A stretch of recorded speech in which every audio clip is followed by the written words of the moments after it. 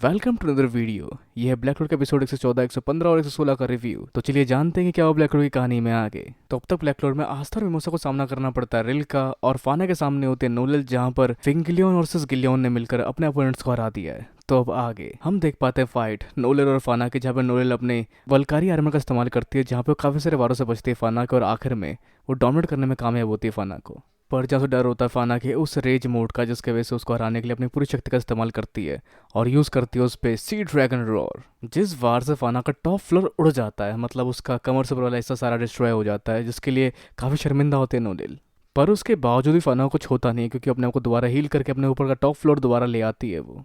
तो शायद कोई फॉर्बिडन मैजिक इस्तेमाल हुआ है फाना को दोबारा री इनकारनेट करने में, जिसके वजह से वो काफ़ी सारे सुपर नेचुरल माना का या फिर मैजिक का इस्तेमाल कर सकती है और अपने आप को दोबारा रीजनरेट भी कर सकती है। तो क्या करेगी नोलिल उसके अगेंस्ट। पर सबके अलावा बढ़ते हैं आस्था और मिमोसा की तरफ, जो लड़ रहे हैं रिल से, जहाँ मिमोसा अपने अटैकिंग स्पेल का इस्तेमाल भी करते हैं, लेकिन उसके बावजूद भी ज़्यादा कुछ नहीं हो पाता। जहाँ रिल के वार उनको ओवरपावर करने लग जाता है, जिसको किसी तरह से संभालता है आस्था। तो वहाँ रिल का अटैक बहुत ज़्यादा है, जिसको रोकने के लिए उसे लगातार अपने आप को हील करते रहना पड़ेगा, जिसके लिए उसे कंबाइन होना पड़ेगा मिमोसा से, और वो उसको अपने पीठ पे बैठा लेता है और दोनों साथ मिलकर आगे इस फाइट को जारी रखते हैं। अब जहाँ बाहर ब्लैक बुल्स वाले रोक रहे थे गोल्डन नोल वाले एल्फो को, जिनको रोकते उन्हें खरोच तक नहीं आते, क्योंकि यहाँ पर होती है वेनेसा की बिल्ली। लेकिन तभी यहाँ लक किसी के प्रेजेंस महसूस कर सकता है, जो शायद उसे एल्फ वाली प्रेजेंस फील हो रही होगी, क्योंकि यहाँ पे वो होता है जहाँ अपने साथ कई सारे और मैजिक नट्स को लाकर एक कंबाइन स्पेल का अटैक करता है इनके ऊपर और सारे एल्फो को हरा देता है। तो ये थी एक कमाल की ग्रैंड एंट्री, जहाँ इतने से समय में उसने सारे मैजिक नाइट को इकट्ठा किया। अब इसके अलावा उसके लिए खाना बनाती है चार्मी, जिसे वो वैसे खाने के लिए मना करता है, पर जब वो खाता तो देखता है कि इससे उसकी माना हील होने लग जाती है, जिसके लिए वो थैंक्स करता है चार्मी का, जिससे फूल नहीं समाती चार्मी। जहाँ आगे उससे पूछता है कि कहाँ गया आस्था, जहाँ वो बताती है कि आस्था गया उस कैसल के अंदर, जिसका एंट्रेंस वैसे बंद हो चुका था, लेकिन तभी का पेंडेंट चमकता है और उस पेंडेंट के साथ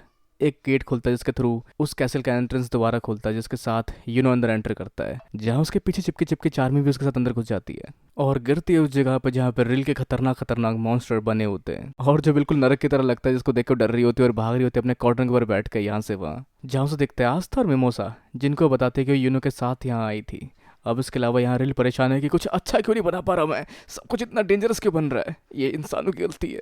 पर तभी उसके पास पहुँचते चार में उसे खाना ऑफर करते कि हे खा लो, तुम परेशान लग रहे हो। पर उसे खाने को वो अपने हाथ से झटक के गिरा देता और कहता है दूर हटो यहाँ से इंसान, तुम्हें क्या लगा मैं इंसानों के हाथ का खाना खाऊंगा। जिसके बाद यहाँ चार्मी भी काफ़ी अपसेट हो जाती है और गुस्से में आ जाती है, और हम देख पाते हैं उसके स्लीपिंग शीप के मोड को, जहाँ चार्मी गुस्से में क्योंकि उसने उसके खाने की बेइज्जती की है, और खाने की बेइज्जती क्यों की, जिसके अगेंस्ट रिल भी एक मॉन्स्टर बनाता है और उससे हमला करता है चार्मी के ऊपर, जिससे चार्मी जख्मी हो जाती है और अपने शीप के साथ नीचे गिरती है, जिसको देख के आस्था उसकी तरफ बढ़ता है। लेकिन तभी वो फील कर पाते हैं एक अलग सा माना, जहाँ उसकी ग्रीमर बदलने लगती है और उसके भेड़ में से निकलता है एक भेड़िया, और उसकी हाइट भी लंबी हो जाती है। अब जहाँ पर रिल या फिर लीरा, मतलब सिर्फ लीरा जानता है इस माना के बारे में, जहाँ ये माना डॉर्फ बोले तो बोने लोग, जैसे परी कहानी में होता था, जहाँ चार में एक इंसान और डॉर्फ की संतान है, मतलब वो एक हाइब्रिड है। पर डॉर्फ जैसा रिएक्शन चार्मी का भी होता है, जिसके बाद पता चलता है कि ये भी परी कथाओं की तरह एल्फो की तरह एक जीव थे, जो कि एल्फो की तरह अलग से शक्ति रखा करते थे, और उसका मैजिक अभी शीप नहीं है, भेड़िया है। तो क्या है ये जो भी हो, पर सबके अलावा सामने रिल उस पर हमला करने की बात करता है और हमला करने जा रहा होता है, लेकिन तभी उसका ये भेड़िया सारे मैजिक एट्रीब्यूट को रिल के खाना शुरू कर देता है, जहाँ उसकी सारी मैजिक मिलती है चार्मी को। इसके बावजूद रिल हार नहीं मानना चाहता, और चार्मी की शक्ति काफ़ी बढ़ चुकी होती है, जो कि इसके वारों को काफ़ी आसानी से डोमिनेट कर रही होती है, और सारे वारों को करती है अलग अलग न्यूट्रिशन के नाम ले लेकर, मतलब ये प्रोटीन के लिए, फाइबर के लिए, ये कार्ब्स के लिए, वगैरह वगैरह। तो जहाँ उसका मुकाबला कर रही है चार्मी, तो जहाँ आस्था और मिमोसा आगे बढ़ते हैं अगले लोकेशन की ओर। अब वैसे नोलेल यहाँ अकेले काफ़ी परेशान हो रही है, क्योंकि इसके अपोनेंट काफ़ी खतरनाक है और उसे शायद मदद चाहिए होगी आस्था की।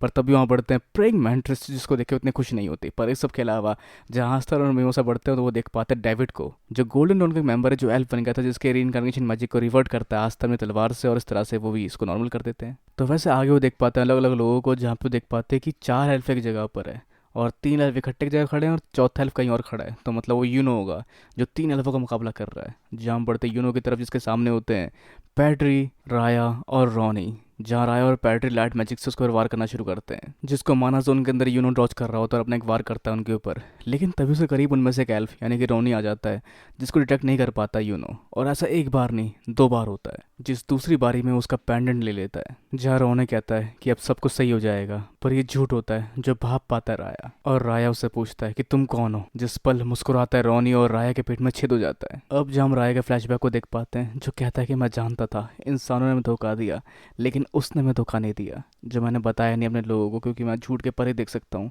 पर मैं चाहता था कि मैं दोबारा लिस्ट को देख पाऊँ, जिस वजह से मैं नहीं चाहता था कि इनके अंदर से इंसानों के लिए नफरत ख़त्म हो।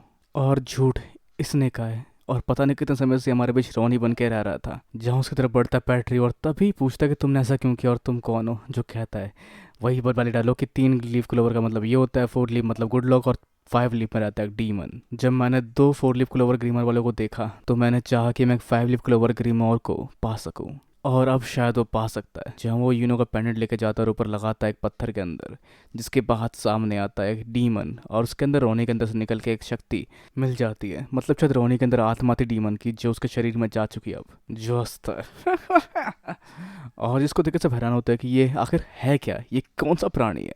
और तभी ये कहता है मैं बहुत खुश हूँ, मुझे सदियाँ लगी अपने शरीर में वापस आने में।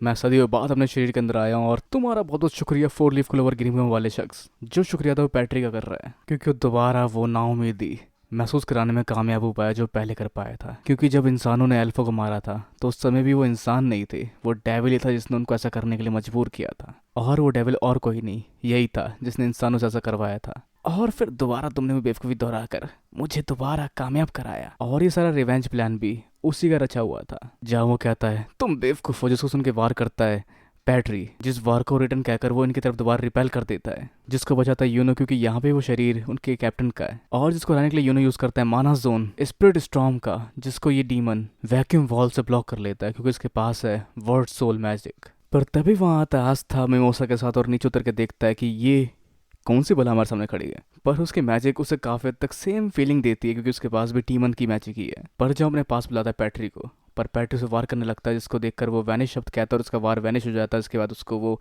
आयरन स्पेयर से जकड़ लेता है, और जिसको रोकने के लिए आगे बढ़ते हैं आस्था और यूनो, जिसके अगेंस्ट वो काफ़ी सारे अपने वारों का इस्तेमाल करता है, जैसे तलवारों की बारिश, वैक्यूम बॉल, जिसका इस्तेमाल करते हुए ज़मीन से चिपक जाते हैं, कुछ लो मसलो तार तार हो जाओ, जिसके बाद बहुत सारा मलबा उनके ऊपर गिरता है और वो दोनों दफन हो जाते हैं मलबे के नीचे। और आगे बढ़ता है डीमन, जो कहता है कि मैंने एक पोटेंशियली बच्चा देखा जो शायद काफ़ी कमाल का हो सकता था। उसके बाद मैंने एल्फो को मरवा दिया और बैकअप प्लान के तौर पे तुम्हें जिंदा छोड़ा, जो काफ़ी था तुम्हारे लिए फॉर्मेटेड मैजिक इस्तेमाल करने के बहाने के तौर पर, जैसा पैट्री ने किया भी। पर उसको रिइंकार्नेट तो लिस्ट ने किया था। नहीं, ऐसा करने वाला ये डीमन ही था। और तभी तो इनको ऐसा रास्ता पता है जिसके वजह से ये शैडो पैलेस में एंट्री कर रहे हैं। इनका लीडर कभी चाहता नहीं था कि ये इंसानों को मारे, जिस वजह से मुझे तुम्हारा इस्तेमाल करना पड़ा। जहाँ तुमने देखा कि तुम्हारे सारे लोग मारे गए इंसानों की वजह से, और तुम्हें उनसे बदला लेना है। और तुमने बिल्कुल कमाल का काम किया, और वो किया जो लिस्ट चाहता ही नहीं था कि हो। जिसको सुन के पैट्री फुसफुसाने लगता है ये सब झूठ है, ये झूठ है, ये झूठ है, लेकिन ये सच है जैसा हुआ है। जिसको देखते हुए वो अपने आपा खो देता है, और काफ़ी हद तक उसका क्रीम और भी ब्लैक होना शुरू हो जाता है। पर इस सबको सुन के कोई और भी जिसने उम्मीद नहीं खोई, और वो है आस्था और यूनो, जो कि अपनी शक्ति से आसपास के सारे इलाकों को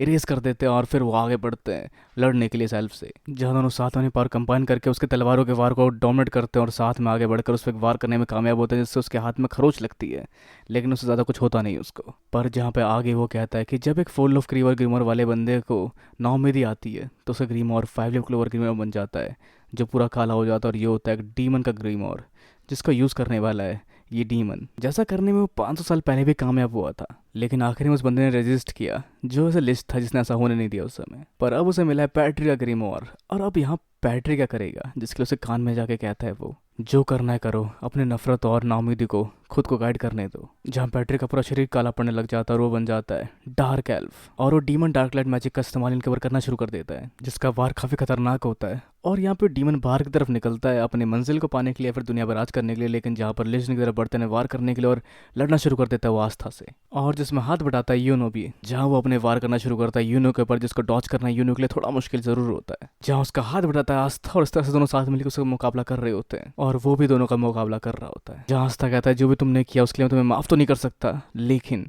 हम एक दूसरे को समझने की कोशिश कर सकते हैं। जहाँ रुक जाता है सुनकर पैट्री, और जमा करता है अपने अंदर बहुत सारे और नफरत की शक्तियाँ, और उसे थ्रो करता है demon light magic ray of divine punishment, जिसको रिपेल करता है आस्था यूनो के साथ मिलकर। पर जिसके बाद आस्था का प्लेटफॉर्म खत्म हो जाता है, और दोबारा एक और वार करता है सेम टू सेम पैट्री, जिसके अगेंस्ट दोनों कुछ नहीं कर पा रहे थे। पर तभी यहाँ पे आता है सिल्वर ईगल के कैप्टन, और उसको रिपेल करते थे अपने मैजिकल एट्रीब्यूट से, क्योंकि उनका एट्रीब्यूट है मरकरी, जो रिपेल कर सकता है लाइट मैजिक को। और कई सारे वार करना शुरू कर देते हैं पैट्री के ऊपर, जिससे पैट्री बच रहा होता है। और आखिर उन्हें सारे वारों को यहाँ उलझाते हुए फैलाते हुए उसको अपने जाली में बंद कर देते हैं, जिसके अंदर नफरत से भरा हुआ पैट्री कई सारे वार करता है लाइट मैजिक का, जिसको कि वो बाद में रिफ्लेक्ट कर देते हैं अपने शील्ड से और सारी बार लगातार उसी को टकरा रहे होते हैं उसके आसपास मिरर की तरह यहाँ वहाँ फैल फैल के। और फिर वो कहता है आज था इनो से कि मैं बनूंगा विज़र्ड किंग। तो यहाँ पर काफ़ी तक बुरा लगता रहा है क्योंकि उसने बताया नहीं कि ये सब झूठ था। वो फील कर सकता था, अगर उसने बताया होता तो ये सब नहीं होता। जहाँ अफसोस कर रहा होता लेकिन तभी उसको हील करने आती है मिमोसा और सबके अलावा सारी बात जो भी यहाँ हुई वो बताते हैं सिल्वर के लिए कैप्टन को, जिसके बाद वो सुनता और जान पाता है कि एल्फ इन सब के बीच में एक प्यादे थे। पर जो भी एल्फो ने हमारे किंगडम डिस्ट्रॉय किया और बहुत सारा नुकसान किया जिसकी वजह से इन्हें माफ़ नहीं किया जा सकता। पर जहाँ पे यूनो कहता है कि इसके अंदर कैप्टन वेंजेंस है और शायद आस्था की तलवार उनको रिवर्ट कर सकती है, तो ऐसा करता है आस्था, जहाँ पे बहुत सारे एंटी मैजिक निकलते हैं। उसके बाद वो इसके वहाब में बहता हुआ अंदर चला जाता है जहाँ वो फील कर पाता है मेमोरीज पैट्रिक की, और अंदर जाके देखता है पैट्रिक को जो कि एग्जिस्टेंशियल क्राइसिस से गुजर रहा है कि एल्फो को इंसानों ने मारा है, इंसानों ने धोखा दिया है, हम एक दूसरे को नहीं समझ सकते। और तभी वहाँ पहुँचता है आस्था जो उसको समझाएगा कि क्या है रियलिटी। जहाँ उसको अंदर जाके कहता है कि तुमने अपनी समस्या से भागना सही समझा, तुम भाग रहे हो अभी अपनी समस्या से, तुमने जो चाहा तुमने वो किया, उसके बाद जो हुआ तुम्हें ऐसा लगा कि जो तुम्हारे हाथ में नहीं था तो तुम बस उससे भागना चाह रहे हो। ऐसा नहीं होता, तुम्हें हार नहीं माननी चाहिए। और क्या तुम इंसान को माफ़ नहीं कर सकते? जैसा तुमने किया मैं तुम्हें माफ़ नहीं कर सकता। तुमने विज़र्ड किंग को मारा जो सबके चाहिए थे, हम सब उनकी तरह बनना चाहते थे। तुम्हारे एल्फ को इनकार्डिनेट करने की वजह से काफ़ी सारे मासूम लोग भी मारे गए, और अब जब सब कुछ तुम्हारे हिसाब से नहीं हो रहा, तुम हार मान रहे हो, तुम नाउम्मीद हो रहे हो। क्या तुम्हें उस डेविल को रोकना नहीं चाहिए? मुझे नहीं पता कि तुम चुने गए हो या नहीं, मैं चुना गया हो कि नहीं, लेकिन मैं बन के रहूँगा विज़र्ड किंग, और वहाँ जैसा तुम्हारे साथ हुआ ऐसा कभी दोबारा नहीं होगा। जिसकी बातें सुनकर उसको याद आता है वो इंसान जो कि एल्फ और इंसानों को एक साथ मिलाना चाहता था, जिस सबके साथ उस डार्क फॉर्म को हटाकर वो वापस ला पाता है पैट्रिक को। लेकिन कैप्टन वेंजेंस को थोड़ा और रुकना पड़ेगा, जहाँ वो उनको ला तो नहीं सकता लेकिन उनको अपनी एक आंख से ये सारा नज़ारा दिखा सकता है। तो इन्हें रोकना पड़ेगा उस डीमन को। और वहीं डीमन ऊपर जाके देखता है कि वो रहा एग्जिट इंसानों की दुनिया में घुसने का, लेकिन वहीं देखता है वो एक शख्स को जो होता है लिस्ट, जो कहता है कि मैं तुम्हें नहीं जाने दूंगा। जहाँ लिस्ट का इनकारनेशन अभी पूरा भी नहीं हुआ और उसके बावजूद उसको माफ नहीं कर सकता, तो डीमन भी तैयार होता है लिस्ट को मारने के लिए, जहाँ अपने वार करना शुरू करता है लिस्ट के ऊपर, जिसको लिस्ट रिपेल करता है। पर उसके बाद उसको भी वो डॉच कर लेता है, जहाँ पे वो और वार करता है लिस्ट के ऊपर, जिस सबको वो काफी तक काउंटर कर रहा होता है। लेकिन तभी एक बाइंड मैजिक का इस्तेमाल करके उसको पकड़ लेता है और उसकी तरफ फेंकता है एक आयरन स्पेयर, जिससे बचना उसके लिए थोड़ा मुश्किल हो सकता है। लेकिन जो रुक जाता है ब्लू रूसी कैप्टन वाली एल्फ की शक्तियों से, जहाँ वो जान पाती है कि एक डीमन है। लेकिन तभी वहाँ बढ़ते कैप्टन यामी भी, तो कैप्टन चार्लेट वाली एल्फ और कैप्टन यामी साथ मिलकर काम करना शुरू करते हैं सेल्फ अगेंस्ट लड़ने के लिए, क्योंकि दोनों का मोटिव अभी शायद काफी तक सेम है, जो आपस में नहीं लड़ रहे इस बार। और आगे डेविल यूज करता है फायर मैजिक का, जिसको कि अब्सॉर्ब कर लेता है कैप्टन यामी अपने ब्लैक होल में, और आगे तलवार की बौछार जिसको रोकती है कैप्टन चार्लेट, और उसके बाद कैप्टन यामी के वार होते हैं, जिस सबके साथ हम देख पाते हैं दोनों का कमाल है कॉम्बो। तो जहाँ पर ये डेविल उनसे लड़ने वाला है, तो क्या होगा आगे? क्या कैप्टन शार्लेट और कैप्टन यामी मिलकर साथ में इसको हरा देंगे? जानने के लिए आपको वेट करना पड़ेगा इसके नेक्स्ट पार्ट का। तो मिलते हैं आप लोगों से अगले वीडियो में और जानते हैं क्या होगा ब्लैक रोड की कहानी में आके। तो इस वीडियो को लाइक, शेयर और चैनल को सब्सक्राइब करना भी बिल्कुल ना भूलें। तो अगली मिलते हैं अगली वीडियो में। Sayonara and have a nice day.